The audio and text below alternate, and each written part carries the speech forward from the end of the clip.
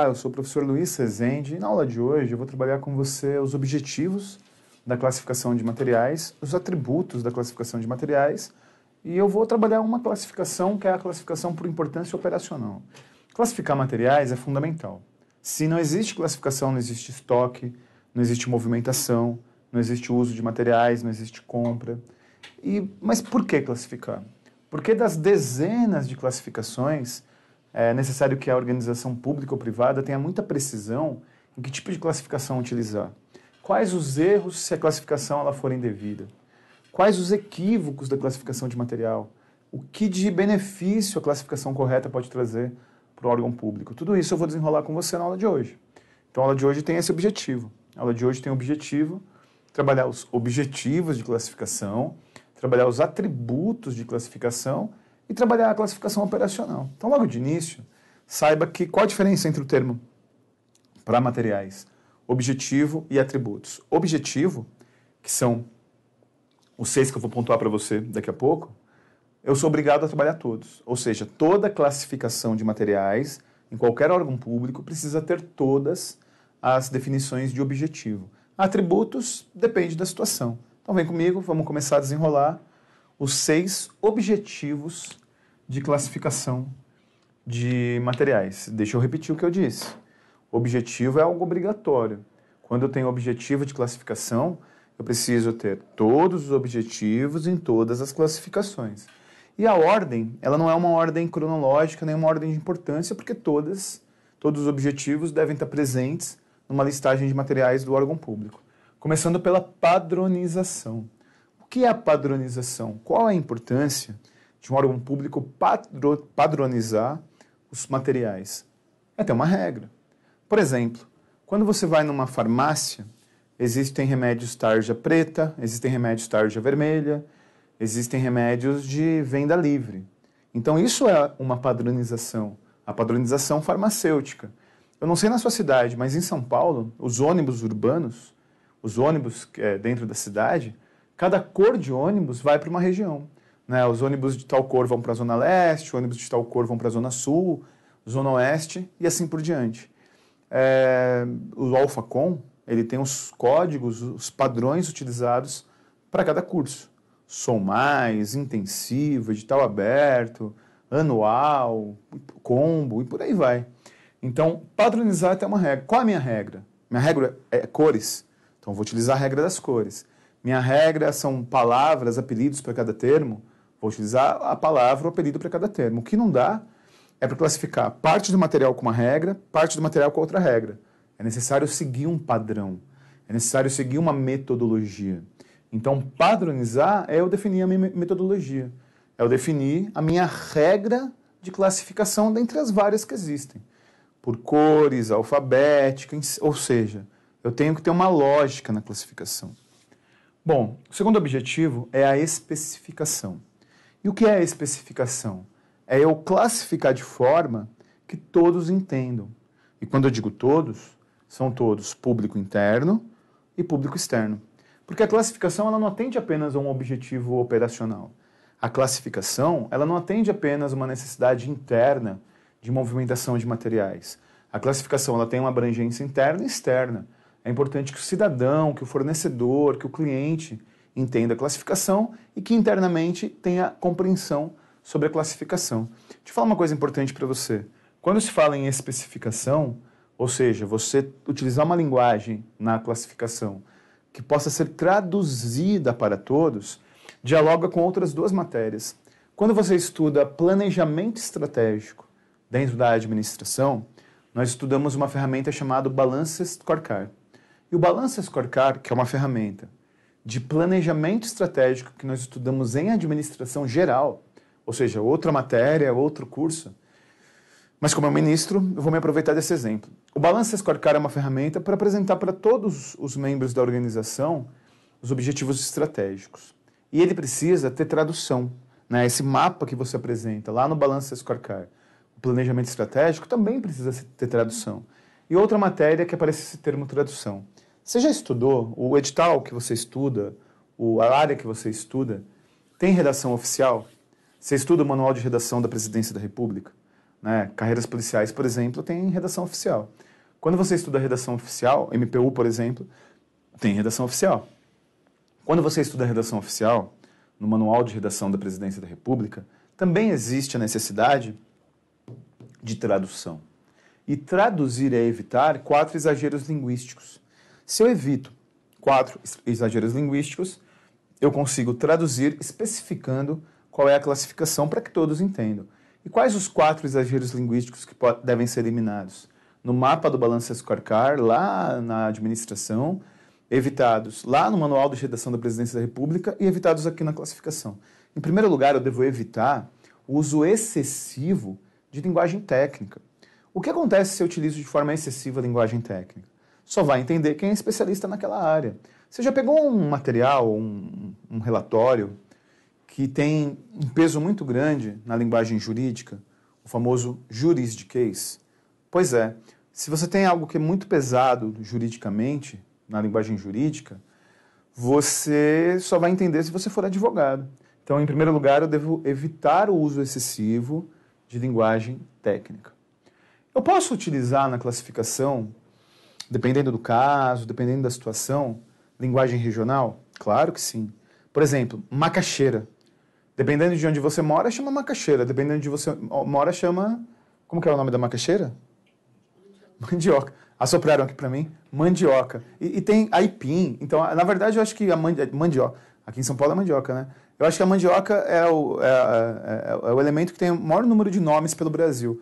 Se você utilizar o termo mandioca no armazém de um restaurante no Nordeste, não vão entender o que é. Então é óbvio que eu posso e devo utilizar regionalismo. Mas qual é o problema se eu utilizar regionalismo excessivo? Só vai entender quem é da região. Só vai entender quem é daquela região. Então eu também devo evitar o uso excessivo de linguagem regional. Você conhece pessoas que se outorgam de uma linguagem formal para transparecer uma certa inteligência? Você conhece pessoas que utilizam palavras rebuscadas para demonstrar uma certa superioridade? O que acontece se eu utilizar apenas linguagem rebuscada? Se eu utilizar apenas linguagem extremamente formal? Aí eu gero distanciamento. Então também devo evitar o uso excessivo. A linguagem culta é evidente que eu devo utilizar, né? Mas de linguagem formal. E o quarto exagero linguístico que eu não posso cometer, para que eu possa traduzir especificando, é o colóquio, a linguagem coloquial. É óbvio que quando eu classifico o material, eu posso utilizar de um certo colóquio, de uma linguagem coloquial, de uma linguagem popular. Mas qual é o problema de utilizar do colóquio? Qual o problema se eu me utilizar muito da linguagem coloquial? Imagine você nunca assistiu uma aula do Alphacom, aí você procura um vídeo do Alphacom no YouTube, aí você assiste um vídeo qualquer, de qualquer professor, e o professor começa a dizer o seguinte no vídeo: nós vai fazer o negócio da prova. E aí alguém pergunta lá no chat: e a banca? Ah, aqui nós banca tudo. Óbvio que você não vai confiar muito nesse professor, né? Então o uso excessivo do colóquio gera informalidade. Então se você evitar esses 4 exageros linguísticos, você traduz. Evitar exagero de linguagem técnica, regional, formal ou coloquial. Isso é a especificação. Finalmente, a normalização. Deixa eu falar uma coisa importante. Eu já vi por aí, de forma equivocada, o termo normalização ser escrito como normatização. Normatização é outra coisa. Para nós, nos objetivos de classificação de materiais, o termo é normalização. E o que é normalizar? Normalizar é eu seguir alguma regra técnica. Por exemplo, tem os TJs, né? Os Tribunais de Justiça. O maior tribunal de justiça da América Latina é o TJ de São Paulo, o Tribunal de Justiça de São Paulo. E o Tribunal de Justiça de São Paulo, tanto para a capital quanto para o interior do estado, ele tem uma segunda fase que é prova prática. E a prova prática do TJ de São Paulo, não sei se outros TJs têm, alguns têm, outros não, né? Prova prática é de digitação, formatação e digitação. Então, nos editais do TJ de São Paulo, aparece lá, na segunda fase, digitação, formatação, em teclado, ABNT2. E por que a banca organizadora, no caso do TJ Vunesp, faz questão de especificar e normalizar o teclado ABNT2? Para que você saiba quais as regras que tem que seguir. Então, a Associação Brasileira de Normas Técnicas, ela apresenta algumas normalizações que devem ser seguidas para materiais. Eu tenho um aluno do Presencial de São Paulo que ele herdou uma marcenaria do pai dele. Ele é jovem, tem 22 anos de idade. Marceneiro é uma profissão que os jovens não têm seguido hoje em dia, né? Mas ele, com 22 anos de idade, herdou a marcenaria do pai dele. E aí ele estava comentando comigo que ele começou a fabricar uns berços para apartamento, berço adaptado para pequenos ambientes, né?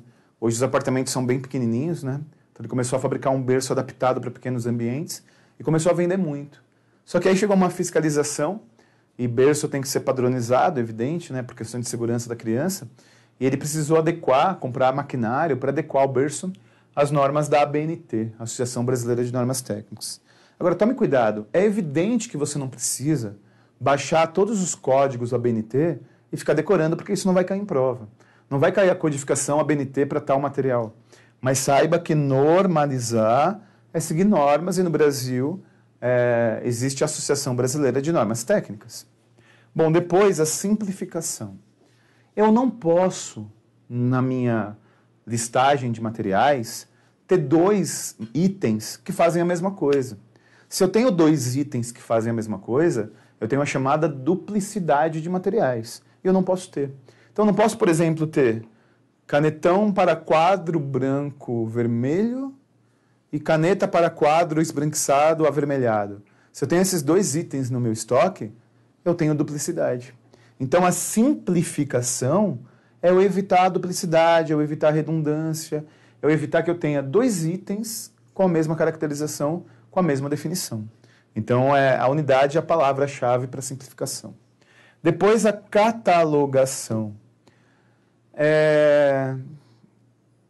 Você já comprou, você já viu o bom e velho catálogo Avon, Jequiti, Polishop? Então, por que existem esses catálogos? Se alguém vai comprar alguma coisa da Avon, procura o catálogo Avon. Se você vai numa autopeça, se você vai trocar a pastilha de freio do seu carro, a primeira pergunta que o cara faz, o vendedor faz, é qual é a marca do seu carro, qual o ano, qual o modelo. Aí ele procura no catálogo do fabricante do seu carro o modelo da pastilha. Então, qual a importância da catalogação?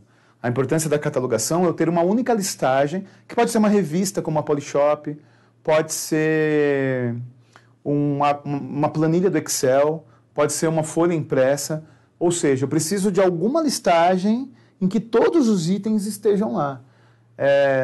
Isso facilita a identificação visual. Então, quando eu tenho catálogos, eu tenho em uma única referência física, catálogo Avon, catálogo lá da Polishop, catálogo de cursos do Alphacom, tudo que você precisa. Se você entrar no site, no nosso site, o site que você comprou esse curso, você vai fazer uma pesquisa lá. E essa pesquisa apresenta todos os cursos. Portanto, isso é um catálogo, né, que no caso do Alphacom está concentrado essa listagem no nosso site. Então, catalogar é listar. Pode ser físico ou virtual. Finalmente, codificação. Deixa eu te falar uma coisa. Quando eu resolvo classificar materiais, eu preciso obrigatoriamente escolher qual é o meu código. Se o meu código ele é numérico, se o meu código é alfabético, se o meu código é alfanumérico, se dentro do alfanumérico eu escolho o código hexadecimal. Então eu tenho vários tipos de códigos que são combinações de caracteres. A codificação é eu escolher um conjunto de caracteres para identificar o item. Pode ser alfabético, pode ser numérico, pode ser alfanumérico, pode ser hexadecimal. De todos esses que eu citei para você, qual é o mais simples? O alfabético. O numérico. Só permite a combinação de 9 números. E depois, qual é o mais superior, digamos assim? O alfabético. Permite a combinação de 26 letras. Depois, eu tenho o alfanumérico, que permite a combinação de todas as letras e de todos os números. E dentro do alfanumérico eu tenho o hexadecimal, que permite a combinação de todos os números e de A até F, porque o hexadecimal vai de A a F. Então eu tenho várias classificações, a numérica sendo a mais simples, a alfanumérica sendo a mais avançada. Tome cuidado, porque é muito comum cair em prova, particularmente na CESP, particularmente na Fundação Carlos Chagas, o termo SKU. E o que é o termo SKU? Unidade de manutenção de estoque. O SKU, no teu material tem até um SKU real aí, que é utilizado aí na indústria. O SKU é um código único. Nunca um SKU ele é para 2 produtos. E nunca um produto tem 2 SKUs. Então o SKU ele dá informações. Aí no teu material, dá uma olhada aí na sequência do material. No teu material, o SKU que eu deixei ali, ele fala que é calça leves, fala que é calça jeans, fala que é leg, fala que é número 36 e fala que a calça é verde. Ou seja, eu bato o olho na caixa, eu já tenho o SKU, eu não preciso abrir a caixa para ver qual item. Imagine que eu trabalhe no porto, com container. Eu não preciso abrir todos os containers para ver qual tem ursinho de pelúcia.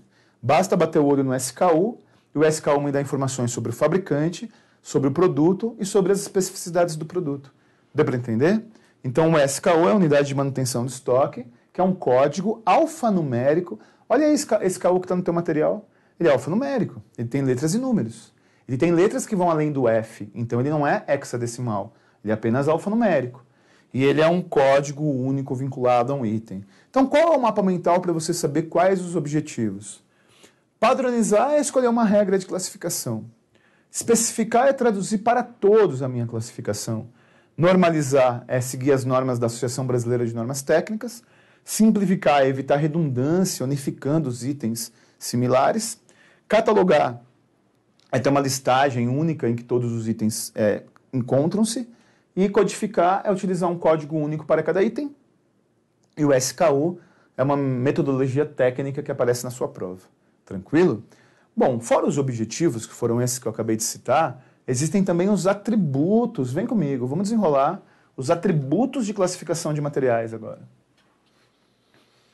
Bom, o primeiro atributo é o atributo da abrangência. Deixa eu te falar uma coisa. Muitas vezes, um processo licitatório ele é direcionado, muitas vezes, uma licitação ela é direcionada pela técnica. Muitas vezes o cara não comete uma fraude de pegar propina para alguém ser escolhido para a licitação. Muitas vezes, na definição técnica da licitação pela melhor técnica, por exemplo, 8666, você não é abrangente e você acaba direcionando a licitação para determinado fornecedor. Deixa eu te explicar como. Imagine que eu fizesse uma licitação, um processo de compra, para canetão. Então, ao invés de eu ser abrangente, ao invés de eu fazer uma classificação que permita que vários fornecedores possam concorrer, eu faço assim, canetão azul que tem um chanfro aqui, que tem um A no fundo, que tem um risquinho aqui. Ou seja, eu não fui abrangente, eu fui muito particular. E como eu fui muito particular, só esse fornecedor vai ter esse canetão.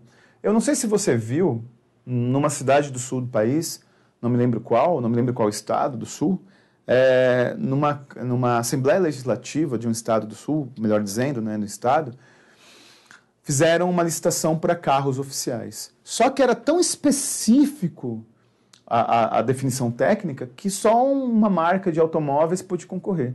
Então, ser abrangente é ter uma classificação que permita que vários fornecedores possam concorrer. É não ser muito detalhista, é não ser muito específico. Bom, depois o critério da praticidade. Tome cuidado, porque a CESP-UNB, por exemplo, ela utiliza muito a terminologia praticidade, mas também pode aparecer como simplicidade. Praticidade ou simplicidade. O que é praticidade ou simplicidade? É não utilizar códigos de 10 linhas, é não utilizar códigos muito grandes. Atenção ao que eu vou dizer. É utilizar a menor quantidade de informações possíveis.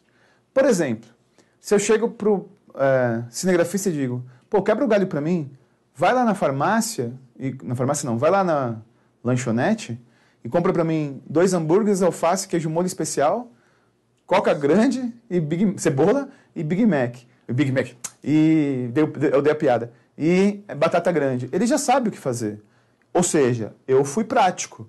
E se eu chego para ele e digo, compra um lanche, 2 hambúrgueres, alface, Coca grande, batata com o vendedor João, que trabalha às 18 horas. É desnecessário. Então, eu não estou sendo prático. Praticidade é o dar o menor número de informações necessárias. E, finalmente, a flexibilidade.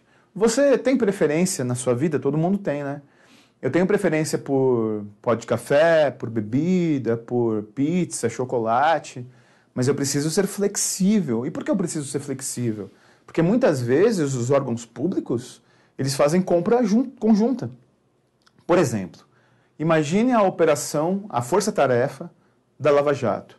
Envolve a Polícia Federal, envolve o Ministério Público, envolve a Receita Federal. Então imagine uma compra feita por 3 órgãos que cada um tem a sua regra. Então ter flexibilidade é saber que às vezes eu preciso fazer adaptações, que às vezes eu preciso me adequar para poder adquirir o produto.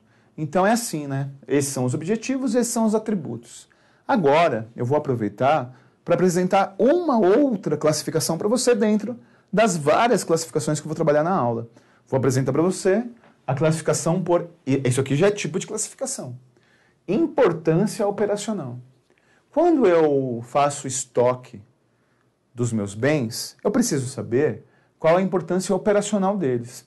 Então, qual é a classificação por importância operacional? Você vai perceber que segue uma certa linha lógica, que eu vou dizer para você.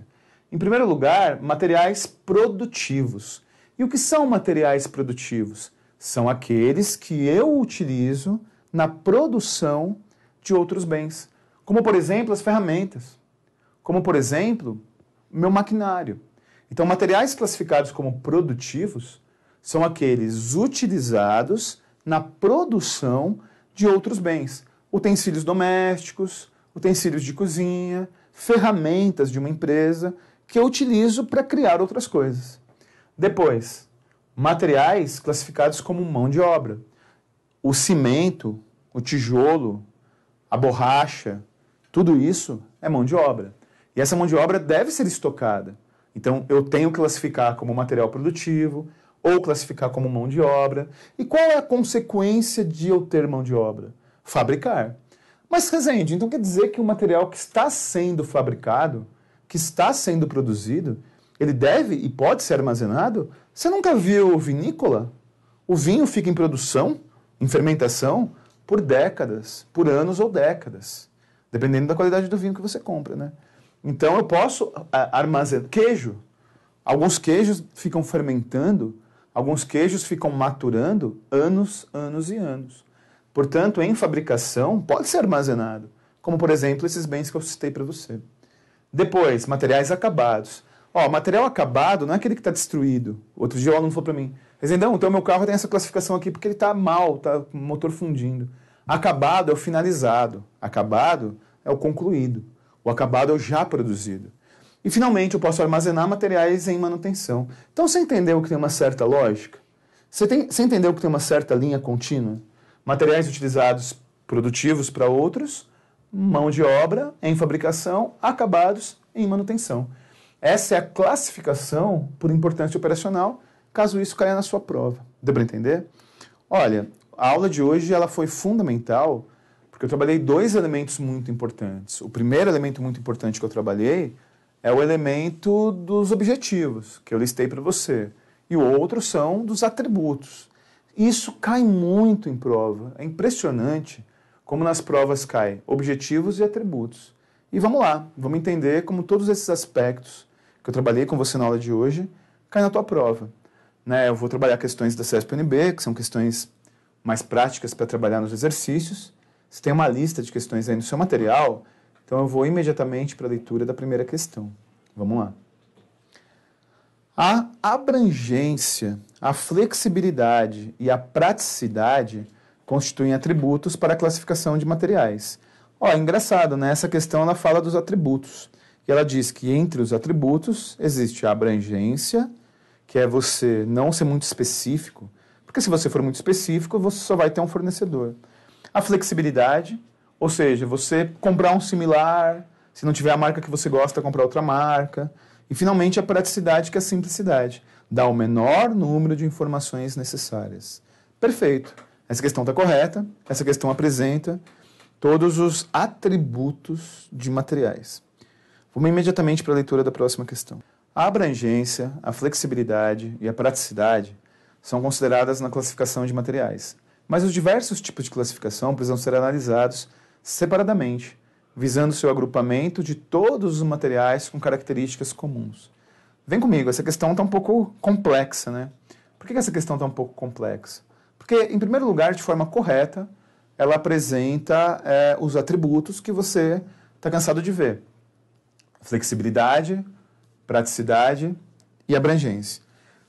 Só que ela diz que os materiais devem ser analisados e classificados separadamente. O que é classificar?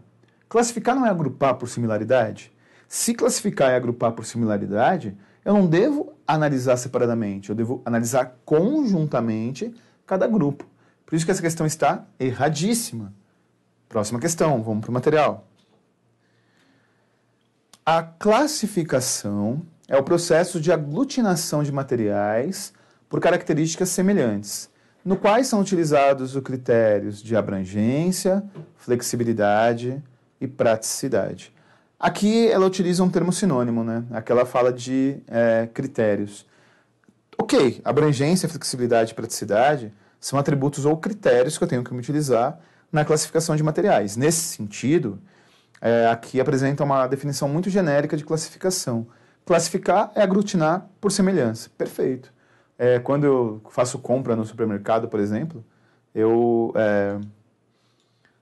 agrupo materiais que são de freezer, materiais que são de limpeza, e eu não classifico todos juntos, eu nem armazeno todos juntos. Então essa questão é bem genérica, mas está correta. Próxima. Uma das funções precípuas do administrador de materiais é minimizar o uso de recursos envolvidos na área logística da empresa, visando economia e eficiência. Aqui tem uma relação interessante, né? Eu minimizo o uso de recursos na logística, visando economia e eficiência. Vem comigo. Você estuda bastante conosco nas outras áreas da administração, eficiência, eficácia e efetividade. E o que é eficiência? Não é você utilizar menos, nem mais. É utilizar aquilo que é necessário. Então aqui tem uma combinação equivocada, que diz que se eu utilizar menos, se eu minimizar a quantidade, eu tenho mais eficiência. Isso nem sempre é verdade. Muitas vezes, para que eu seja eficiente, eu preciso utilizar um número maior de itens. Portanto, está errada a questão. Próxima questão. Além do controle de estoque, a área de gestão de materiais engloba a atividade de compra, almoxarifado, movimentação, controle e distribuição de materiais.